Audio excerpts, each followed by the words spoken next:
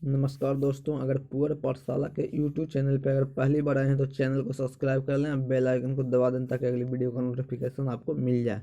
तो चलते हैं, वीडियो को शुरू करते हैं और प्रश्नों को हल करते हैं। पहला प्रश्न कह रहा, निम्न में से कौन अर्धचालक नहीं है? Option A silicon, option B germanium, option C पारा, ऑप्शन डी इनमें से कोई नहीं। तो यहाँ पे जो सही आंसर हो जाएगा ऑप्शन सी हो जाएगा, पारा। कह रहा अर्ध चालक नहीं है, तो यहाँ पे सिलिकॉन भी अर्धचालक है, जर्मेनियम भी अर्धचालक है, लेकिन पारा क्या है? एक धातु है। चलते हैं अगले प्रश्न की ओर।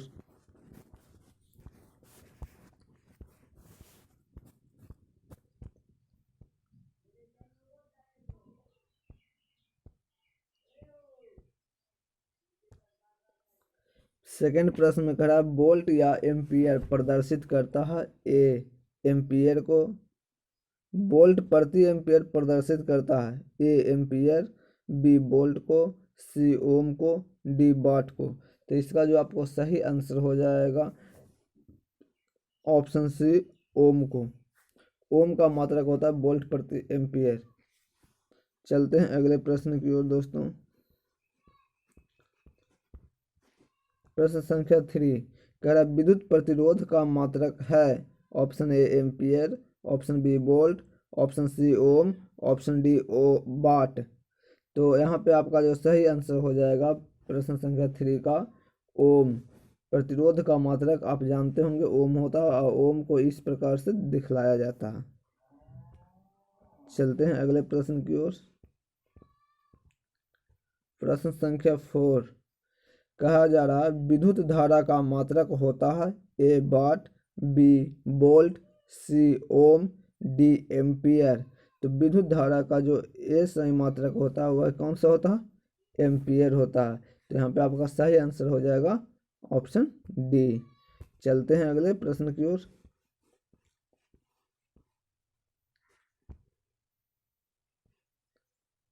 प्रश्न संख्या 5 में पूछा जा रहा है 1, 2 और 3 ओम के 3 प्रतिरोध को श्रेणी क्रम में जोड़ने पर समतुल्य प्रतिरोध होगा।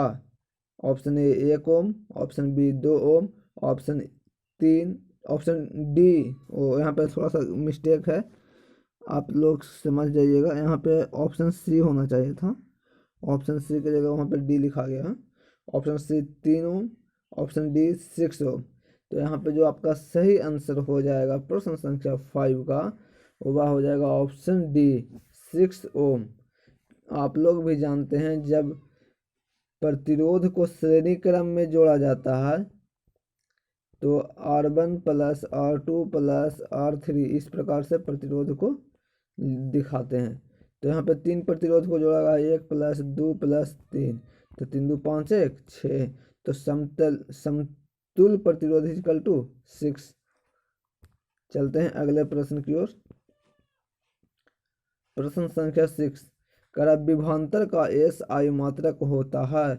Option A joule, option B watt, option C ampere, option D volt. तो यहाँ पे जो सही आंसर हो जाएगा ऑप्शन डी वोल्ट हो जाएगा। विभवांतर का मात्रक क्या होता है? वोल्ट होता है। चलते हैं प्रश्न संख्या 7 की ओर। विभव का मात्रक है? Option A ampere, option B volt, option C ohm, option D watt. तो प्रश्न संख्या 7 का सही आंसर हो जाएगा option B volt.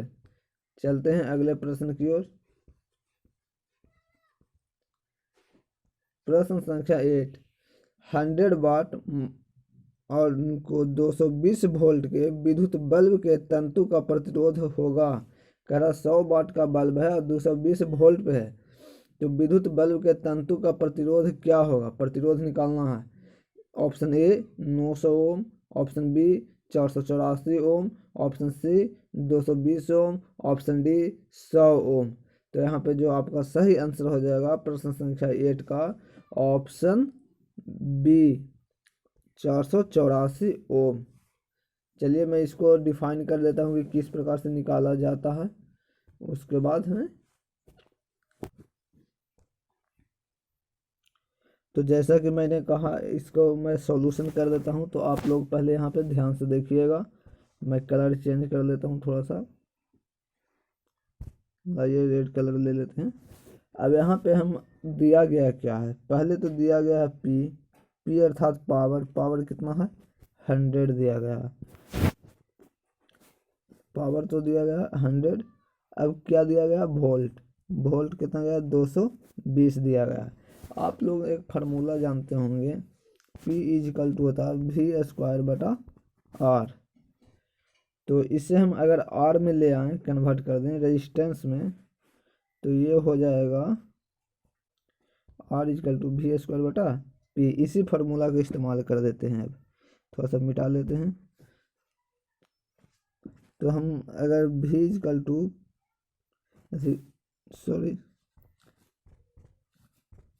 R is equal to V² बटा P करते हैं, तो V² 220 गुने 220 बटा 100, तो 0 से 0, 0 से 0।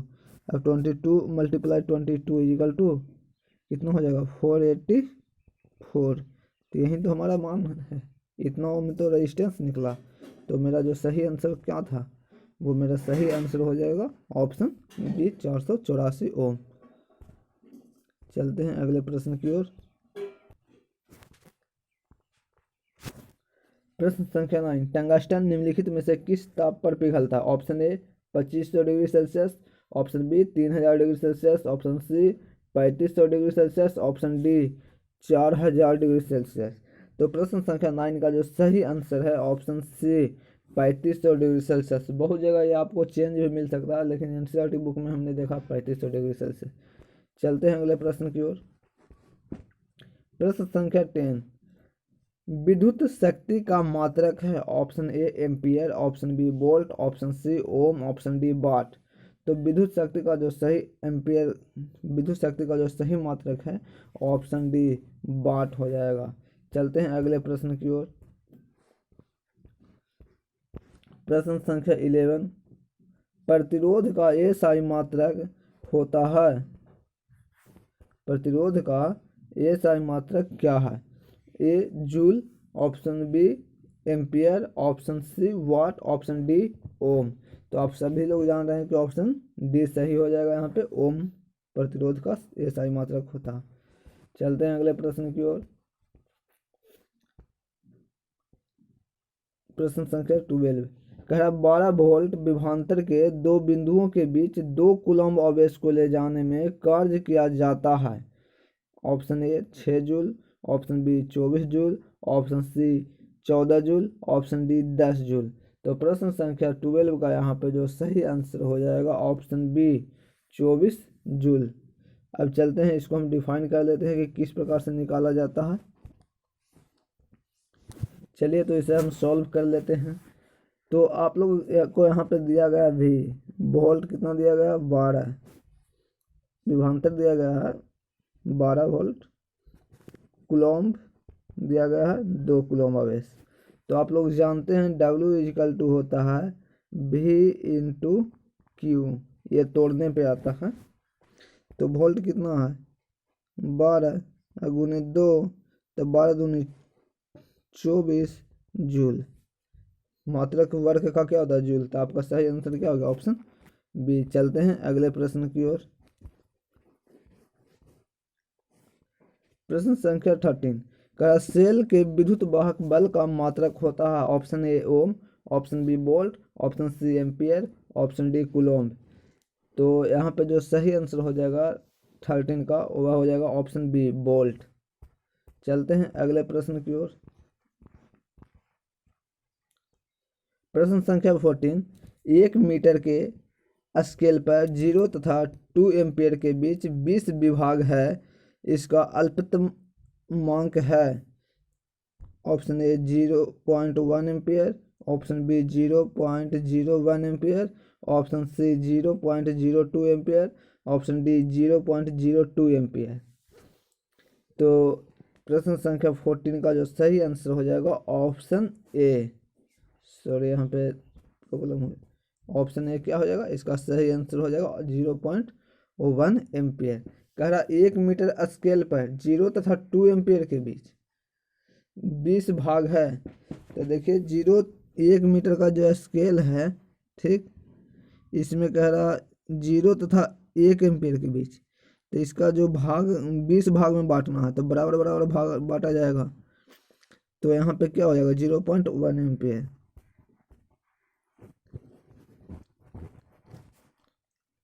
प्रश्न संख्या 15 की ओर चलते हैं। आवेश का एसआई मात्रक होता है। Option A volt, option B ohm, option C joule, option D coulomb. तो 15 का जो सही आंसर हो जाएगा ऑप्शन डी कूलम्ब हो जाएगा। चलते हैं अगले प्रश्न की ओर। प्रश्न संख्या 16।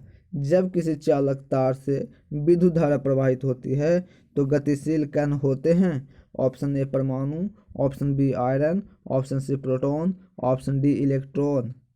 तो प्रश्न संख्या 16 का जो सही आंसर है ऑप्शन डी इलेक्ट्रॉन हो जाएगा। किसी भी चालक तार में विद्युत धारा प्रवाहित होती है उसमें इलेक्ट्रॉनों का सतत प्रवाह होता है, यानी कि लगातार प्रवाह होता है। तो ऑप्शन डी यहाँ पे सही आंसर हो गया। चलते हैं अगले प्रश्न की ओर। निम्नलिखित में कौन विद्युत का सुचालक है। Option A sulphur, option B plastic, option C iodine, option D graphite का विद्युत का सुचालक पूछा है। तो यहाँ पे जो सही आंसर आपका हो जाएगा प्रश्न संख्या 17 का, वो ऑप्शन डी हो जाएगा ग्रेफाइट। यह एक क्या है, अधातु है। क्या है, याद रखिएगा ग्रेफाइट क्या है, एक अधातु है। लेकिन इसमें क्या होता है, इलेक्ट्रॉनों का प्रवाह हो पाता है, जिसके चलते इसमें विद्युत धारा प्रवाहित होती है। चलते हैं प्रश्न संख्या 18 की ओर। विभवांतर का मात्रक होता है। विभवांतर का मात्रक होता है। Option A watt, option B ampere, option C volt, option D ohm. तो यहाँ पे जो सही आंसर हो जाएगा प्रश्न संख्या 18 का, जो ऑप्शन सी हो जाएगा वोल्ट। विभवांतर का ऐसा मात्रक वोल्ट होता है, जिसे भी द्वारा सूचित किया जाता है। चलते हैं अगले प्रश्न की ओर। विद्युत बल्ब का तंतु किस धातु का बना होता है। ऑप्शन ए लोहा, option B tungsten, option C तांबा, ऑप्शन डी सोना। तो यहाँ पे जो सही आंसर हो जाएगा प्रश्न संख्या 19 का, जो ऑप्शन बी हो जाएगा टंगस्टन। और टंगस्टन का थोड़ा देर पहले गलनांक बताए थे, कितना था 3500 डिग्री सेल्सियस एनसीईआरटी के अनुसार। चलते हैं अगले प्रश्न की ओर। 10 ओम एवं 20 ओम के दो प्रतिरोध को श्रेणी क्रम में जोड़ने पर समतुल्य प्रतिरोध होगा। तो यहाँ पे option A 20 ohm, option B 20/3 ohm, option C 30 ohm, option D 10 ohm. तो हमने आपको बताया था जब प्रतिरोधों का संयोजन श्रेणी क्रम में हो तो रिक्वायर्ड प्रतिरोध यानी कि कुल समतुल्य प्रतिरोध बराबर क्या होता है R1 plus R2 plus R3, इस प्रकार से जोड़ा जाता है। तो यहाँ पे दो ही प्रतिरोध है तो R1 प्लस R2 करेंगे। तो एक है 10 ओम, दूसरा है 20 ओम, तो इसका सही आंसर हो जाएगा 30 ओम। तो प्रश्न संख्या 20 का सही आंसर हो जाएगा ऑप्शन सी 30 ओम।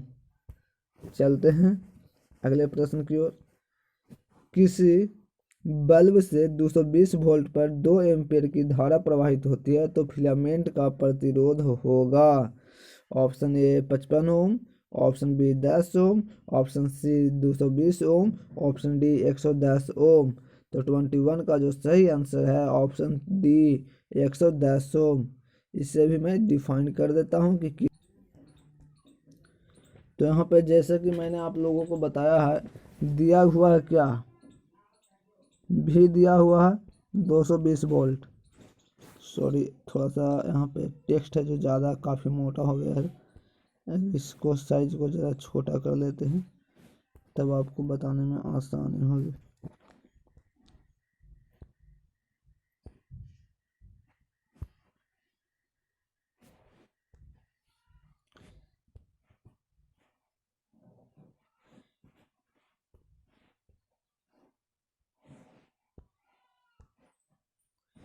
चलिए तो देखिए यहाँ पे भी दिया हुआ आपको 220 वोल्ट, ठीक।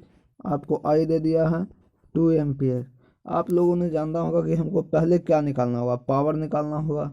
तो पावर के लिए सूत्र होता है आई भी, ठीक, आई इंटू भी।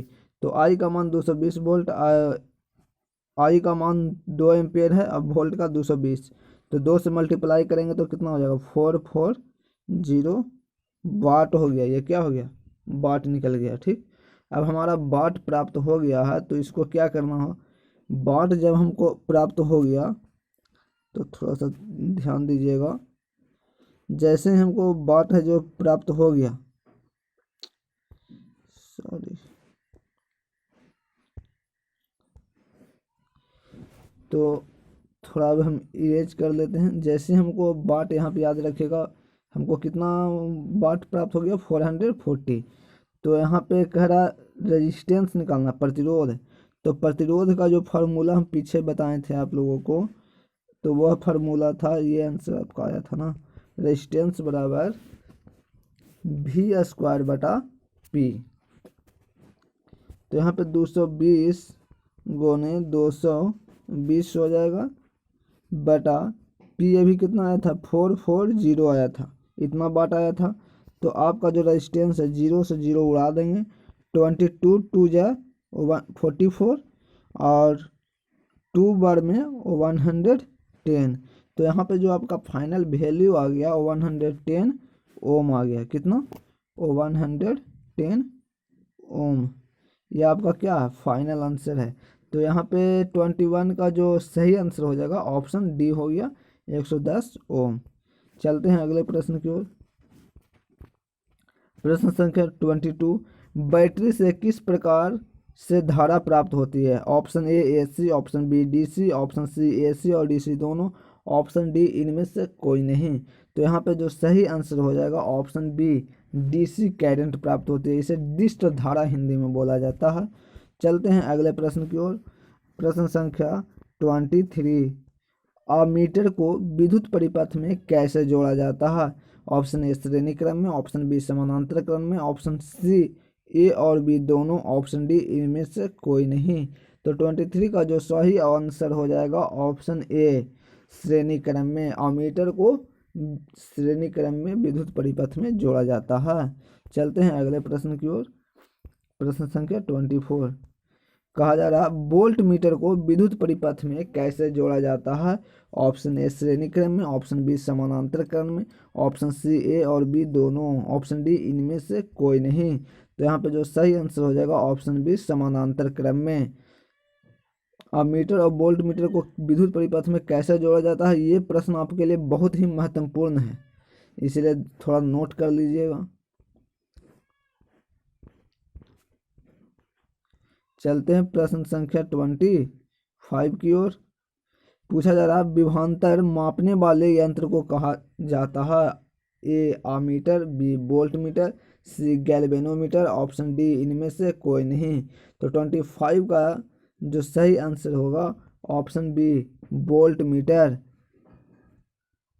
चलते हैं प्रश्न संख्या 26 की ओर। पूछा जा रहा एक वोल्ट कहलाता है। ऑप्शन ए जूल प्रति सेकेंड, ऑप्शन बी जूल प्रति कूलम, ऑप्शन सी जूल प्रति एम्पियर, ऑप्शन डी इनमें से कोई नहीं। तो यहाँ पे जो सही आंसर हो जाएगा ऑप्शन बी जूल प्रति कूलम। चलते हैं अगले प्रश्न की ओर। प्रश्न संख्या 27, किलोवाट घंटा मात्रक है धारा का, समय का, विद्युत ऊर्जा का, विद्युत शक्ति का। तो यहाँ पे जो सही आंसर हो जाएगा आपको जो ऑप्शन सी हो जाएगा विद्युत ऊर्जा का, विद्युत ऊर्जा का। चलते हैं प्रश्न संख्या 28 की ओर। पूछा जा रहा विद्युत हीटर की कुंडली में किसका प्रयोग किया जाता है। ए नाइक्रोम, बी टंगस्टन, सी तांबा, डी जस्ता। तो यहाँ पे जो सही आंसर हो जाएगा 28 का वह ए हो जाएगा नाइक्रोम का।